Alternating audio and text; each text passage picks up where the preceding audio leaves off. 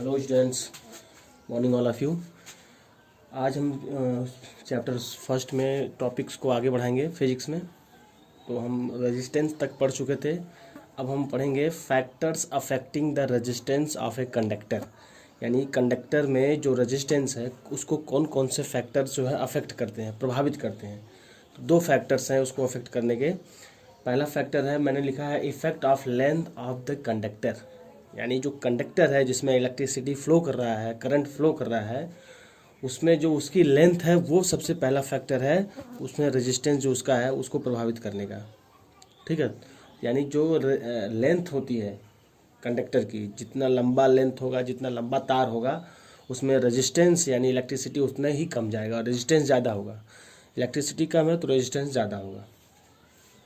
तो मैंने इसमें यही बताया कि पहला पॉइंट है students, effect of length of the conductor, यानी ये दो फैक्टर्स हैं, एक लेंथ है, एक cross section area of the wire, यानी दो हैं, एक लेंथ है, एक उसका एरिया है। तो पहले लेंथ के बारे में हम लोग जान लेते हैं।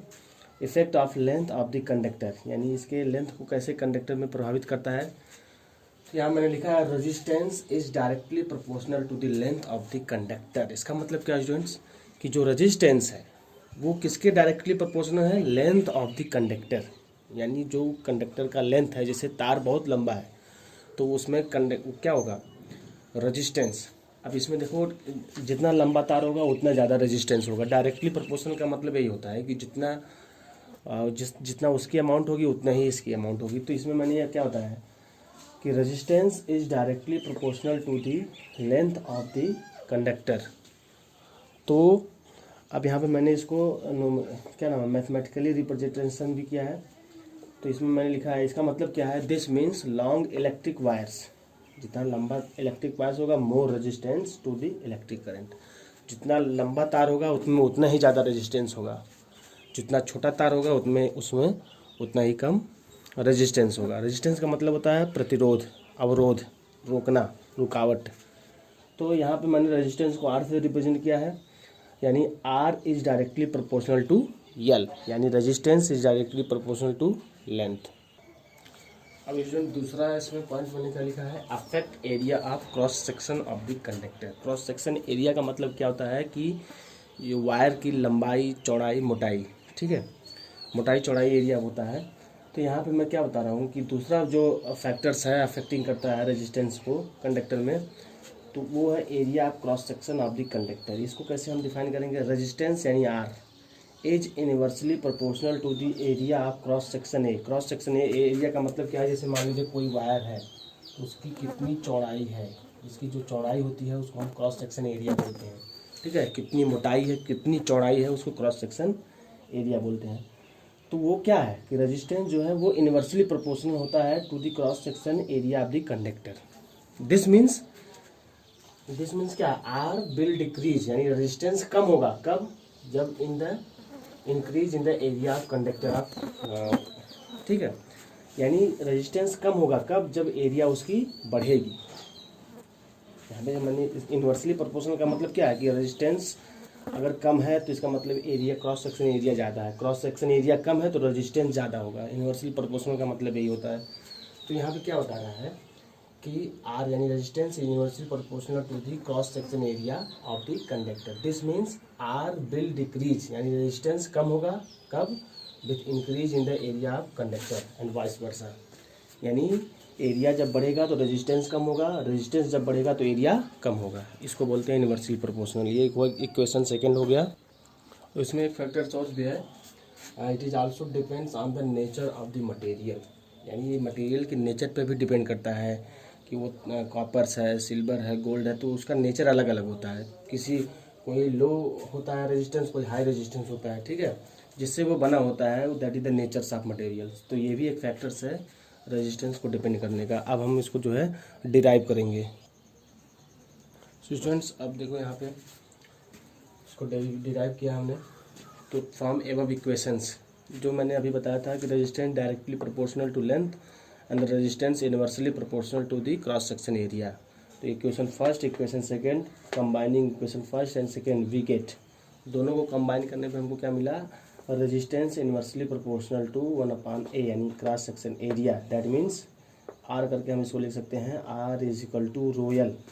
अब देखिए रो कहाँ से आया, ये प्रोपोर्शनल की जब साइन हटेगी तो इज इक्वल टू आएगा, और यहाँ पे जब ये आएगा तो ये कांस्टेंट टर्म आता है। हमेशा जब भी प्रोपोर्शनल की साइन हटती है तो ये कांस्टेंट टर्म आ जाता है। जिस अब यहाँ पे कांस्टेंट टर्म क्या आया है, रो आया है। रो का मतलब क्या है, इसको हम इस तरह से रिप्रेजेंट करते हैं।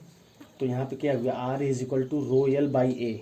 ठीक है, रो क्या है, एक कांस्टेंट टर्म है, यल क्या है, लेंथ है, ए क्या है, क्रॉस सेक्शन एरिया है, आर क्या है, रेजिस्टेंस है स्टूडेंट्स। ठीक है, यहाँ मैंने इसको लिखा भी है कि rho is the constant of proportionality and is commonly called the electrical resistivity. यही जो कांस्टेंट टर्म रो है इसी को हम कहेंगे इलेक्ट्रिकल रेजिस्टिविटी या स्पेसिफिक रेजिस्टेंस। इलेक्ट्रिकल रेजिस्टिविटी कहिए या स्पेसिफिक रेजिस्टेंस कहिए। ये जो रो आया है कांस्टेंट टर्म के बाद, प्रोपोर्शनलिटी साइन हटने के बाद जो कांस्टेंट टर्म आया है जिसको हम रो कहते हैं, उसको रेजिस्टिविटी कहा जाता है। क्या कहा जाता है, रेजिस्टिविटी या फिर स्पेसिफिक रेजिस्टेंस। ठीक है, अब इसका जो न्यूमेरिकल वैल्यू होता है कांस्टेंट टर्म का, वो किस पर डिपेंड करता है, नेचर ऑफ द कंडक्टर।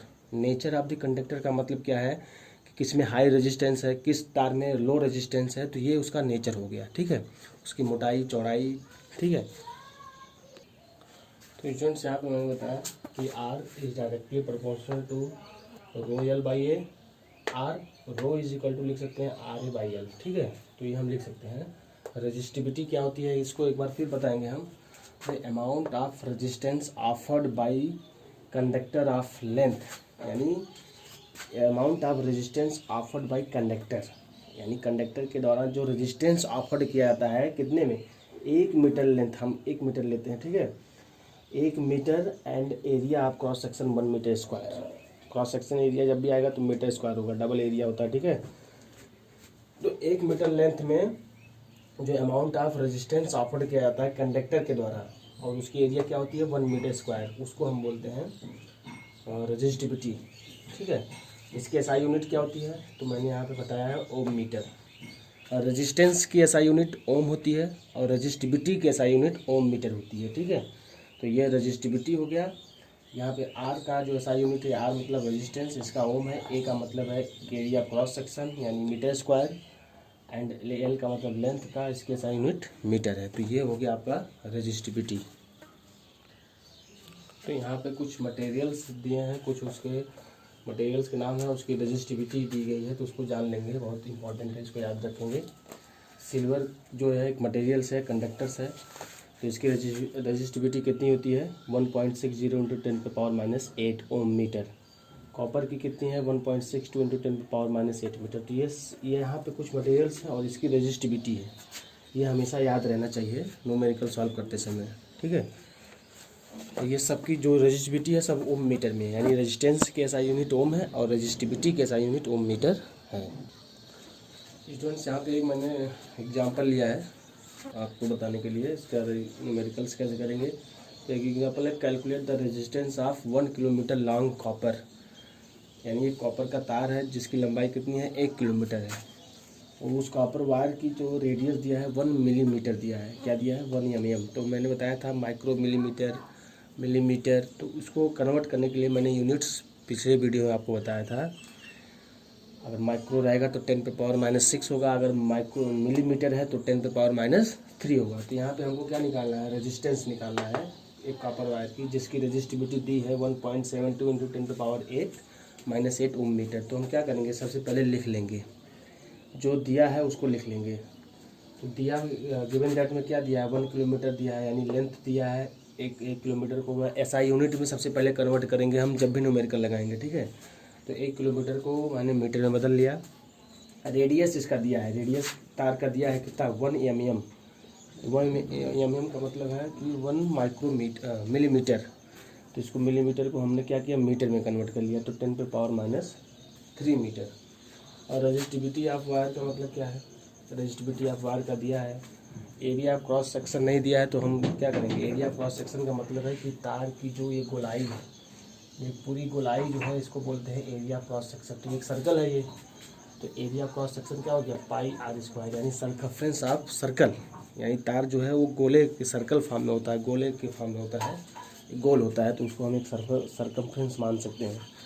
तो area of cross section wire का जो एरिया ऑफ क्रॉस सेक्शन है वो पाई आर स्क्वायर हो गया। ठीक, तो हम पाई की वैल्यू यहाँ पे हम 3.14 लेंगे। ठीक है, 22/7 नहीं, जब भी हम लेंगे पाई की वैल्यू तो यही लेंगे। ठीक है, हर न्यूमेरिकल्स में। तो यहाँ पे क्या हो गया 3.1, इसको हमने क्या किया, एरिया निकाल लिया 3.14 इंटू 10⁻³ होल स्क्वायर यानी पाई स्क्वायर। आर दिया है, पाई की वैल्यू रख करके मीटर निकाल लेंगे। ठीक है, अब हम यूजिंग फार्मूला यूज करेंगे। तो रेजिस्टेंस बराबर क्या, रो एल बाई ए। ठीक है, इसी पर रख देंगे। रेजिस्टेंस दिया है, लेंथ भी दिया है, तो यहाँ पे हम क्या करेंगे, एरिया भी निकाल लिए।